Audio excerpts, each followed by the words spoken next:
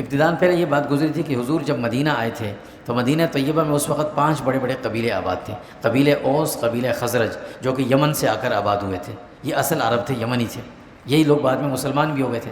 اور قبیلہ بنو قینقاع، بنو نذیر، بنو قریظہ، یہ 3 قبیلے شام سے آئے تھے. یہ یہودی تھے، یہودی کے قبیلے تھے. اور یہ اس غرض سے آئے تھے، بعد میں آئے تھے. انہیں اپنی کتابوں کے ذریعے اور باقی تاریخ کے ذریعے پتہ چلا تھا کہ وہ آخری نبی اس کسی خطے میں آئیں گے. تو یہ آئے تھے کہ وہ جب نبی آئیں گے ہم ان کے ساتھ ان کے ہاتھ پہ بیعت کر کے مسلمان ہوں گے اور پھر دنیا میں ہم غالب ہو جائیں گے. یہ آئے اسی نیت سے تھے کہ ہم مانیں گے اس نبی کو. لیکن جب رسول اللہ صلی اللہ علیہ وسلم کے اللہ نے بعثت فرمائی تو انہوں نے انکار صرف اس بنیاد پر کیا کہ یہ ہمارے خاندان میں سے نہیں ہے.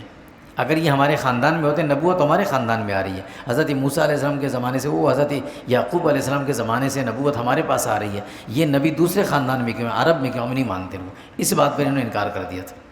حضور صلی اللہ علیہ وسلم جب مدینہ پہنچے تو یہ مدینہ میں یہ 3 قبیلے ذرا طاقتور بھی تھے، افرادی قوت بھی زیادہ تھی ان کی.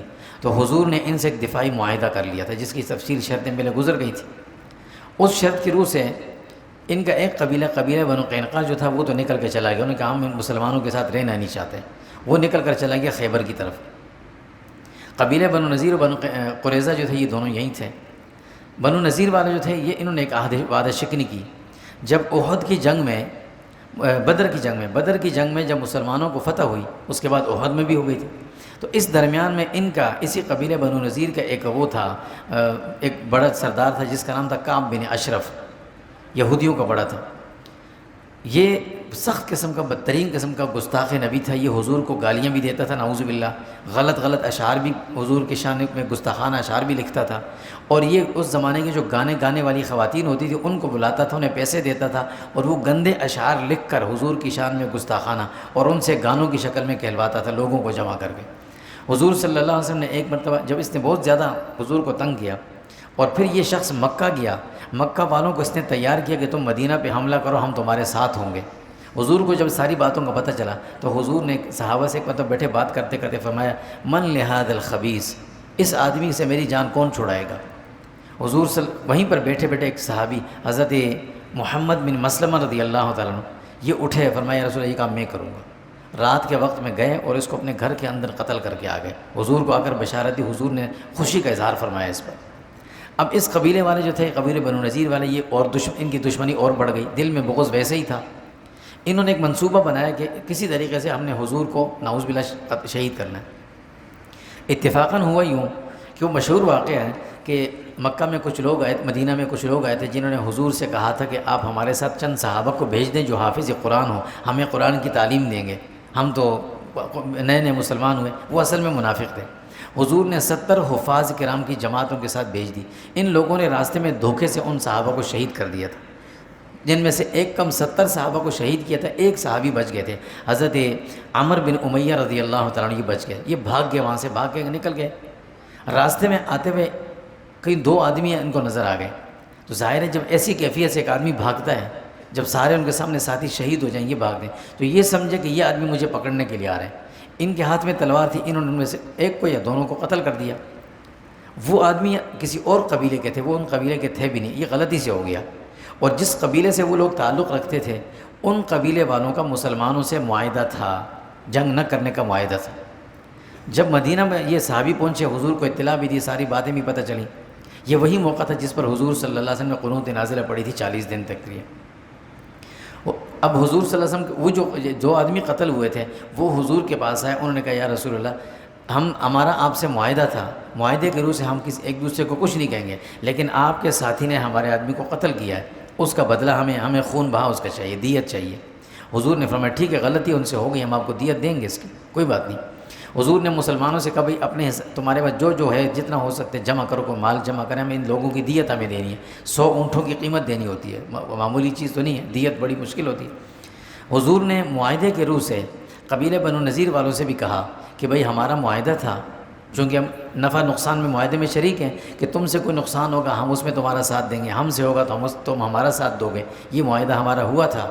اس معاہدے کی روح سے ہمارے آدمی سے یوں غلطی سے قتل ہو گیا ہے، اس کی دیت ہم نے دینی ہے، تو آپ بھی ہمارے ساتھ شریک ہو جائیں، کچھ تعاون آپ بھی کریں تاکہ ہم لوگوں کی دیت ادا کر دیں. انہوں نے کہا ٹھیک ہے، آپ کل آ جائیں ہمارے ہاں، ہمارے قلعوں میں. یہ لوگ جو مدینہ سے جو مسجد نبوی ہے نا اس وقت، یہ سارا مدینہ کہلاتا تھا، اس سے باہر اطراف میں آگے پیچھے لوگوں کے قلعے تھے، آپ وہاں آ جانا۔ حضور نے فرمایا ٹھیک ہے میں کل آ جاؤں گا۔ انہوں نے منصوبہ یہ بنایا کہ جہاں حضور کو بٹھانے کی جگہ بنائی کہ یہاں حضور کو بٹھائیں گے، ایک بڑی دیوار تھی، اس دیوار کے اوپر ایک بہت بڑا بھاری پتھر رکھ دیا اور ایک نوجوان کو پیچھے بٹھا دیا، اور یہ کہا کہ جس وقت محمد صلی اللہ علیہ وسلم آئیں گے یہاں بیٹھیں گے نا، اس جگہ ہم ان کو بٹھائیں گے، بالکل اس کے نیچے بیٹھنے کی جگہ بنائی، تو تم نے اوپر سے پتھر دھکیل دینا ہے۔ ہم کہیں گے پتھر گر گیا، پتہ نہیں چلا، اور پتھر اتنا بھاری تھا کہ اگر لگے گا کسی کو بھی لگتا تو ظاہر ان کی جان تو نہ بچتی۔ اب حضور صلی اللہ علیہ وسلم دوسرے دن ان سے جو بات ہوئی تو اس بات کے مطابق دوسرے دن گئے ان سے ملنے کے لیے، آپ کے ساتھ کچھ صحابہ بھی تھے۔ حضور جیسے ہی گئے، یہ لوگ کھڑے تھے سامنے، انہوں نے جب حضور کو بٹھانے کے لیے جو جگہ بنائی تھی اس کے قریب پہنچے، حضور ابھی تھوڑا بیٹھنے کے قریب ہوئے تھے کہ فوراً اٹھ گئے، بیٹھے نہیں، بیٹھنے کے قریب وہ فوراً اٹھ گئے، اٹھے اور تیزی سے باہر نکل گئے، پیچھے صحابہ بھی اٹھ کے چلے گئے۔ اب ان لوگوں کو ڈر ہوا کہ ان کو تو پتہ چل گیا۔ حضور نے باہر نکل کر صحابہ پیچھے سے، یا رسول اللہ کیا ہوا؟ فرمایا باہر آ جاؤ، ان لوگوں نے یہ منصوبہ بنایا تھا، اللہ نے مجھے بتا دیا۔ اب حضور صلی اللہ علیہ وسلم نے کہا کہ اب ان لوگوں کا فیصلہ کرنا ہے۔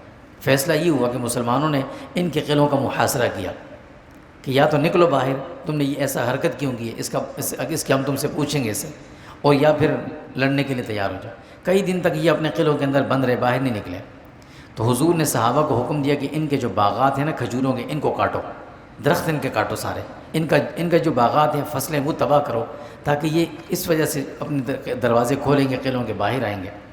جب درختوں کو کاٹنا شروع کیا تو ان لوگوں نے چیخنا شروع کر دیا، یہ کون سے مسلمان ہیں، یہ کیا کر رہے ہیں، درختوں کو کیوں کاٹ رہے ہیں، فصل ہماری خراب کر رہے ہیں، فصلوں کو کیوں خراب کر رہے ہیں۔ کچھ صحابہ بھی یہ چاہتے تھے کہ یا رسول اللہ درخت نہ کاٹے جہاں ہمارے کام میں آئیں گے، لیکن حضور نے فرمایا اللہ کا حکم ہے اس وقت ان کو کاٹو۔ جب درختوں کو کاٹنا شروع کیا، ان لوگوں نے دیکھا کہ اب تو ہمارا سب کچھ تباہ ہو رہا ہے، تو پھر انہوں نے قلعوں کے دروازے کھولے، آئے بات کرنے کے لیے۔ حضور نے ان کو بٹھایا، ان سے بات کی، بات یہ ہوئی کہ تم لوگ فوری طور پر یہاں سے نکل جاؤ، یہ جگہ خالی کر دو۔ یہ بنو نذیر والے تھے، ان کو کہا تھا فوراً یہاں سے نکلو، جتنا اپنا مال اور اسباب جو چیزیں تمہارے پاس ہیں لے جا سکتے ہو لے جاؤ، اونٹوں پر جتنا لاد سکتے ہو لاد لو، جو پیچھے رہ گیا وہ تمہیں نہیں ملے گا، جو اٹھا سکتے ہو اٹھا لو، اور یہاں سے نکلو، یہاں سے سیدھا خیبر کی طرف جاؤ۔ چنانچہ مدینہ سے ان کو بھگایا، نکالا گیا۔ یہ جب جانے لگے تو جتنی چیزیں اپنے ساتھ لے جا سکتے لے جا سکیں، باقی جو نہیں لے جا سکتے ان کو توڑ توڑ کر پھینکتے تھے، غصے کے مارے کہ مسلمانوں کے ہاتھ نہ آئے۔ اللہ نے اس بات کا ذکر یہاں فرمایا، یہ ہے حشر، کہ ان لوگوں کو جمع کیا اور جمع کر کے وہاں سے نکال دیا گیا، اس کا ذکر ہے سورت میں۔